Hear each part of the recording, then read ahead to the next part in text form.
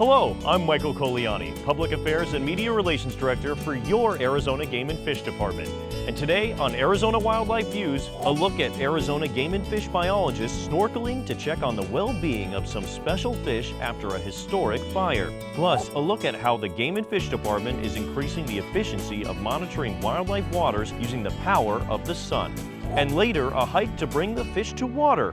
How the department, with a little help from New Mexico, is trying to restore a fish population in an Arizona creek. And a delicious trout recipe from Chef Brett Vibber in the Game and Fish Outdoor Kitchen. We've got all that tasty stuff and more today. Arizona Wildlife Views starts right now.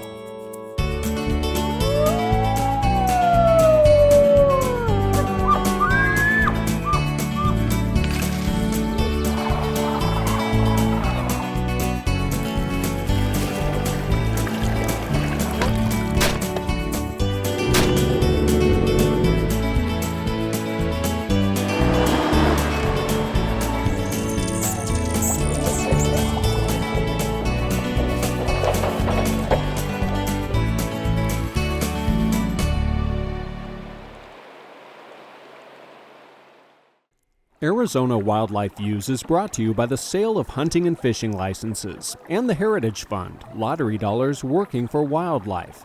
Some projects made possible by the Sport Fish and Wildlife Restoration Fund. Arizona game and fish biologists tackle lots of tasks to help out our native wildlife. And today we'll take a look at how some biologists are using snorkeling to check in on brown-tailed chub and other native fish species as they recover following a bad wildfire in 2021.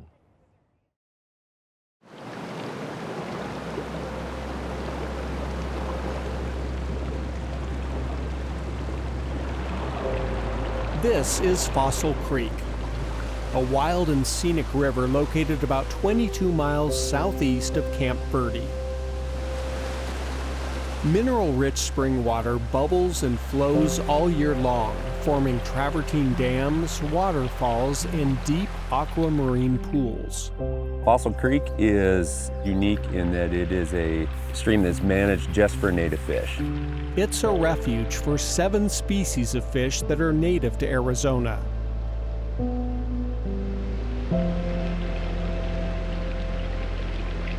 Non-native fish are kept out of Fossil Creek by a barrier that's about 4 miles above the creek's confluence with the Verde River.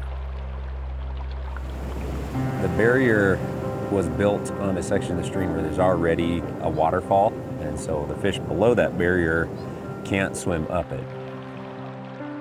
The fish below the barrier that we're most concerned about are smallmouth bass. They'll eat the smaller fish and can eventually wipe out the entire population. The fish barrier has failed in the past, so the Arizona Game and Fish Department is diligent in its efforts to conserve and protect native fish in Fossil Creek. Setting some hoop nets just to monitor our native fish population and see how they're doing out here. Ooh, that's a haul. They're all bigger fish too. Twice a year, biologists survey fish in Fossil Creek. In the fall, they take a hands-on approach. Barrel 177. We measure all of the fish and count the different species we're getting out here, looking for different size cohorts. Barrel 153.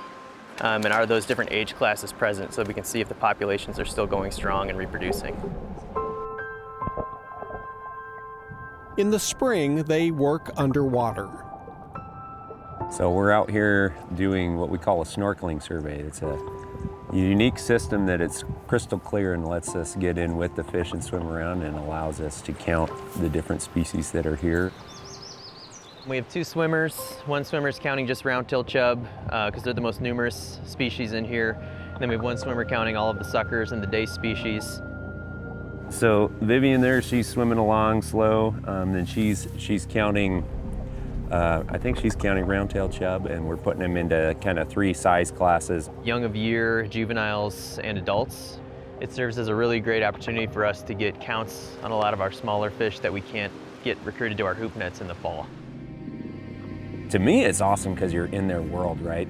That first swim in the morning is always a little brisk. It's a little shocking, but I don't know, it's surreal. You're in almost like you're one of the fish. And you would think they would be afraid of you, but they're not. They swim in and around you, and if you go slow, they kind of just hang out with you. It's an awesome experience. You can swim pretty much close enough to touch them. They're real close. They're not too afraid of you when you're in the water. It's a little tiring. You get a little tired. It's a lot of fun though. Gotta keep your feet planted. Just try and go with the current, not against it all the time.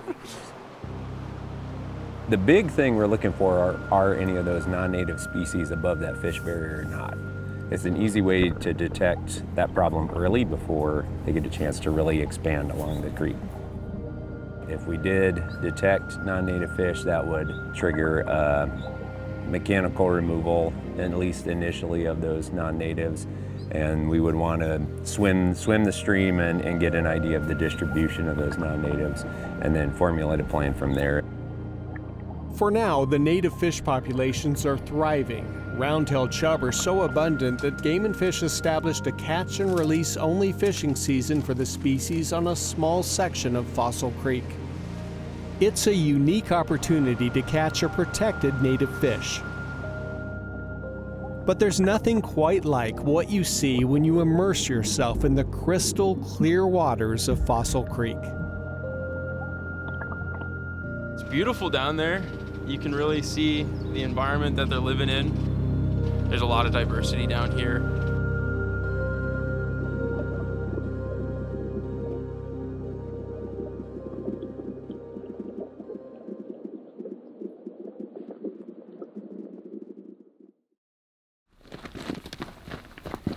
Yuma Sector Supervisor Mike Rice and Terrestrial Wildlife Specialist David Kuhn are getting an early start as they hike into rugged bighorn sheep country. This is Sheep Mountain. It's primarily a water for bighorn sheep in the Gila Mountains. It's about a 1.5 mile hike into it. Most water catchments in this region are in remote areas where bighorn sheep thrive. Their mission on this hot day in May is to install a solar-powered water sensor that communicates via satellite onto an older or above-ground water catchment. We have the main unit here from Ranch Bot. Comes with a solar panel. It's got the battery, all the satellite stuff is all built in. It's all just a single unit. So this is a rain gauge that ties into here. Using satellites, it'll give us updates on water level with the sensor, and then if we get rain. RanchBot is one of 2 new solar-powered satellite systems that Arizona Game and Fish is installing and testing at remote water catchment locations to improve monitoring efficiencies throughout the state. She's working. We monitor this once a month, and so we'll fly in a fixed-wing aircraft and then take pictures of the tank. That's why we have the marks on the side. That way we can, from the air, tell roughly how much water's in the tank. And so with this, now that we put a sensor on there, we'll have a lot better data. Satellite technology takes the guesswork out of monitoring levels, since tanks can be monitored around the clock online. This is the Mohawk Mountains.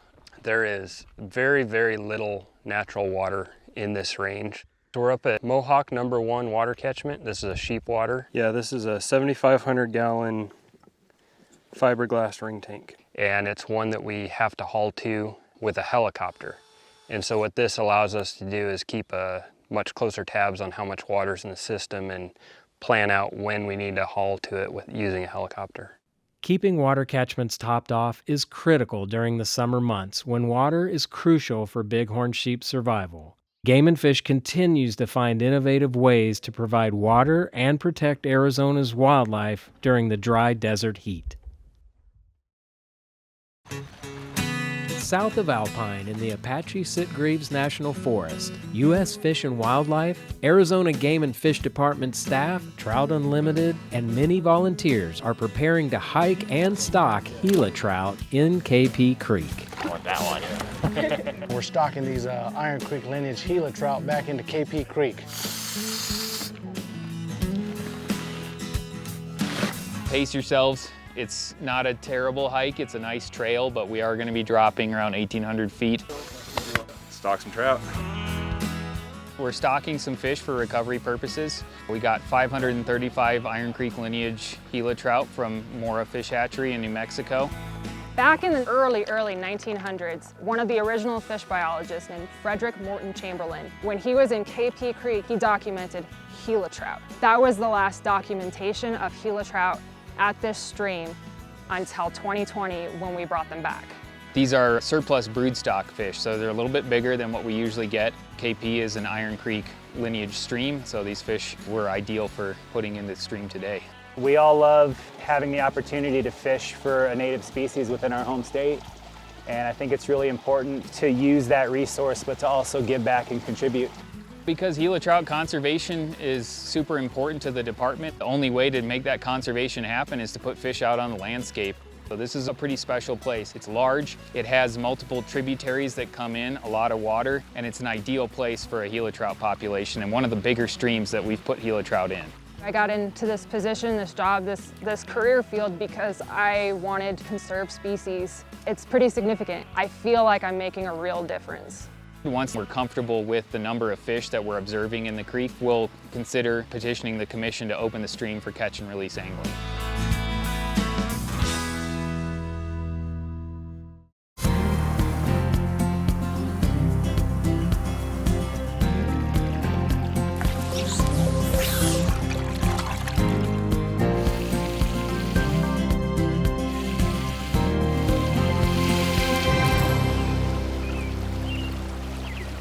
Hi everybody, I'm Chef Brett Vibber. I'm from Wild Arizona Cuisine. We're out here at Dead Horse Ranch State Park today. Going to take you through some wild foods and super local cultivated foods and some trout and just all the things that say Arizona in one dish. We've got some squash that we brought today. I'm going to cut up the squash. I'm going to serve it underneath the trout. And then on top of the trout, we're going to make kind of a wild green chimichurri. We've got some different things that we'll talk about as we go through here, but we want to get our vegetables cut up and cooking and getting some nice color on them so we're not in a rush. We've got a few different kinds of squash here. I'm also the culinary director at Mortimer Farm, so we're lucky to have some really nice cultivated foods as well. So 'tis the season to finish up with squash and whatnot, so always trying to cook with things that are in season, things that are close to me, things that make sense, that want to grow, at that time of the year. I don't want to eat things that are force-fed or force-grown. It's why wild foods make so much sense to me. Return those to the heat real quick. We'll just get a little initial seasoning on there with salt and pepper, but we'll taste it as we go. Best part of a chef's job, eating food all day. We'll put our tomatoes in there as well. So it's basically going to become a little bit of a squash and tomato stew that we can serve the trout over the top of.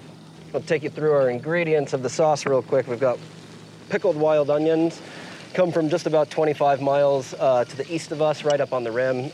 Beautiful thing that we can harvest throughout the year. I've got some yucca flowers here. There's some spruce tips in with them as well. So what we're getting at today is a wild green chimichurri. So all the wild greens, all the wild buds that I can find locally around here, I want to turn into a chimichurri so that you're having that real flavor of, what's going on where the desert meets the forest, and we're kind of right in the middle of that right now. And give our vegetables a little bit of a stir. And that's the color we're talking about. Starting to see it come, but we want that everywhere, and just to have it generally cooked down and meld all those flavors together. And take my tops off my yucca flowers. Okay, I'm gonna give all this stuff a real nice cut. And it's not a sauce that needs to be pureed, it's not a sauce that needs to be blended, but I want to get a nice mince on everything so that those flavors kind of blend with themselves.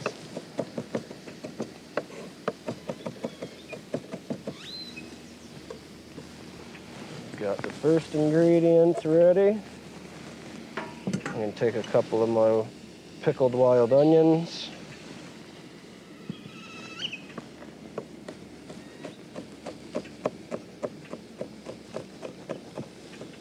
So it's a nice blend that we have today of things that are wildly harvested within our proximity, and also, we're only 25 miles away from the farm as well. So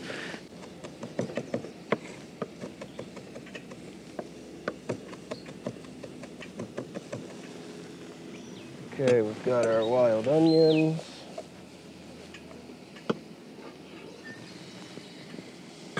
Give our vegetables a stir. Another fun thing we brought today are some preserved lobster mushrooms. Same thing, just about 25 miles to the north of us, just south of Flagstaff, is kind of one of our big wild mushroom spots. So something to add earthiness and really complement the trout at the same time. I brought a couple of spring onions that we have from the farm. I'll just give those a good chop real quick.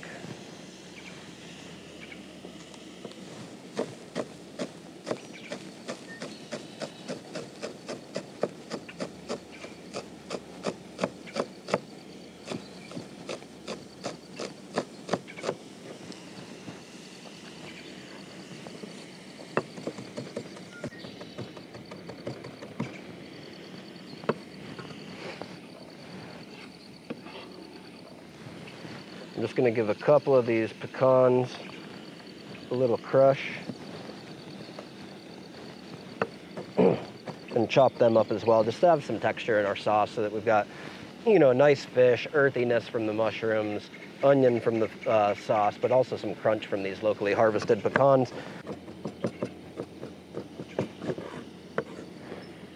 Okay, pecans in here, a little stir on our vegetables. I'm going to turn that heat down a little bit. Just kind of let it keep doing its thing. Here we've got some elephant garlic that we've confit in olive oil. So it's just cooked very low and slow, but it's soft. We get a little bit of that garlic oil in here as well. And this is pickled Navajo steam corn.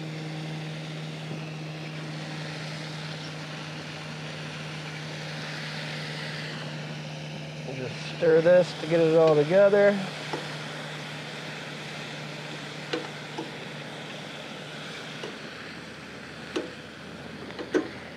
All right, so our sauce now, we've got a little bit of these wild vinegars and whatnot, so I'm just gonna add a little bit of this steamed corn vinegar to it. So it's like a chimichurri or a salsa verde, but with all things that are either unique or local to Arizona. We've got some nice olive oil right here. Salt and pepper we put in there. And just give this a little stir, and it's going to be ready to just go right on top of that trout as soon as we're done with it.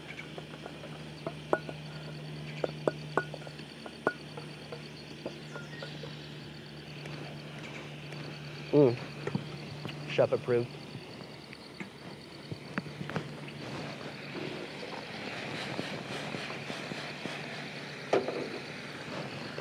So, we have these beautiful trout that were given to us by the hatchery just up the road at Page Springs. So, same thing, dish from top to the bottom, start to finish is all from our beautiful surrounding areas.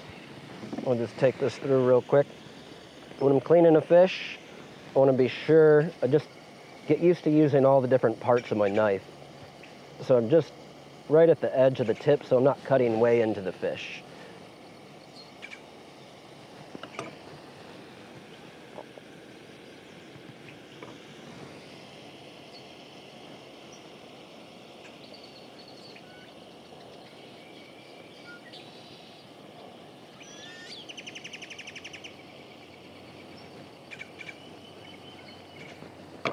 So I don't have a big mess on my hands or on my cutting board, because I've just used the tip of the fish just to get through the skin and the muscle.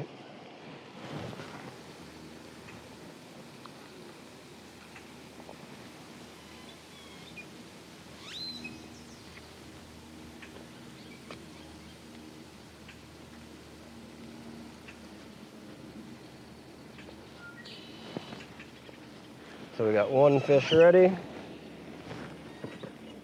All right, we've got 3 fish already. We knew our fish was going to be last, so we did all of our raw ingredients on the cutting board first so that everything's just ready to kind of put together at this point. We're going to get our pan nice and hot, but not all the way on high. Nice to take fish kind of at a medium temperature, let the skin crisp up, and let it kind of take its own time rather than, searing it too hot, and then it needs to be transferred to an oven. And if I have it at the right temperature, I can do everything, a nice meal all in just a couple of different pans. So we get a little bit of olive oil. I want to do it on both sides of the fish as well. So we've got some olive oil in the pan.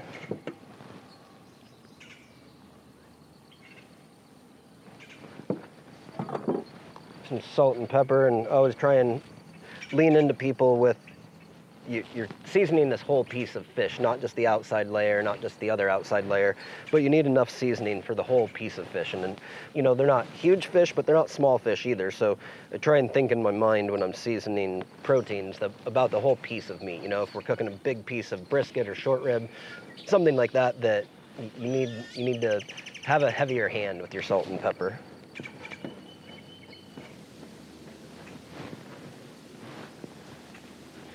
A little bit more salt and our pepper. And then we have sumac, so just behind us, if we go up the road, is the historic mining town of Jerome.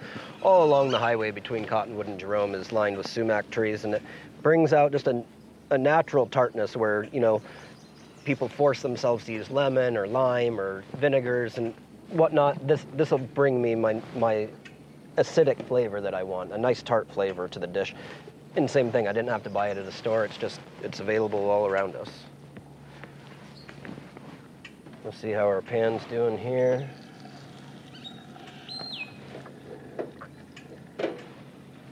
We can always adjust our heat as well. We'll turn that up just a little bit.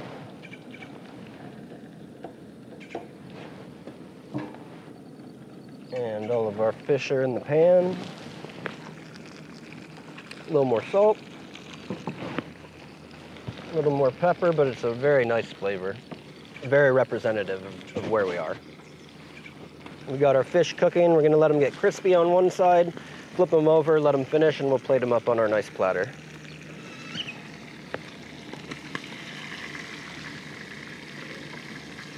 Here we're starting to get some nice color and a bit of crispiness, but I'm just gonna let it go for another minute or so.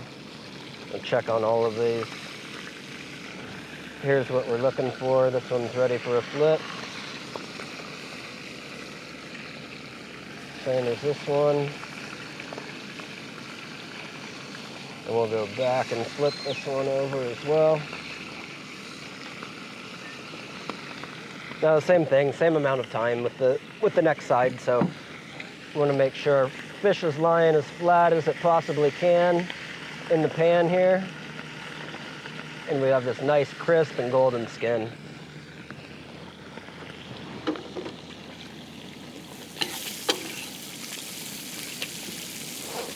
All right, so now kind of able to put this on the bottom, serve it sort of family style, which is my favorite way of cooking and eating. This way everyone can see everything. We've got beautiful mushrooms, corn, squash, nice confit garlic, and some really lovely tomatoes.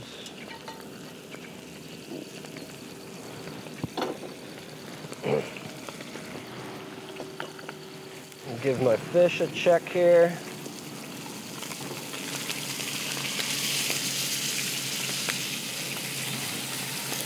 So we're crispy and golden brown on each side, and you can kind of start seeing the skin separate, and you know that's going to be an easy way to pull it right off the bones.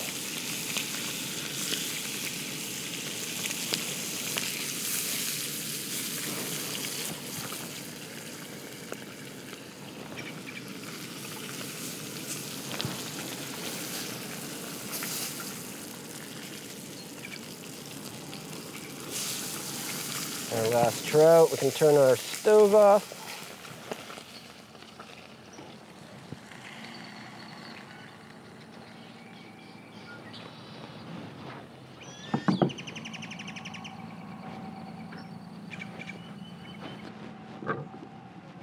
Now we've got our wild green salsa verde, so it's got those yucca flowers in it, wild onion, spruce tips, some corn vinegar, just all these things that should marry themselves together and make for some beautiful plates here. Really unique flavors as well, but the best thing about it is everything came from right by us.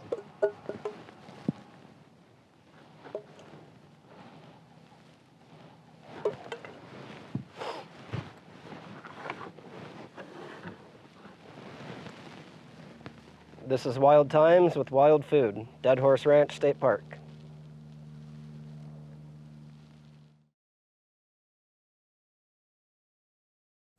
That's going to do it for this edition of our show. Until next time, get out there and enjoy our Arizona wildlife views.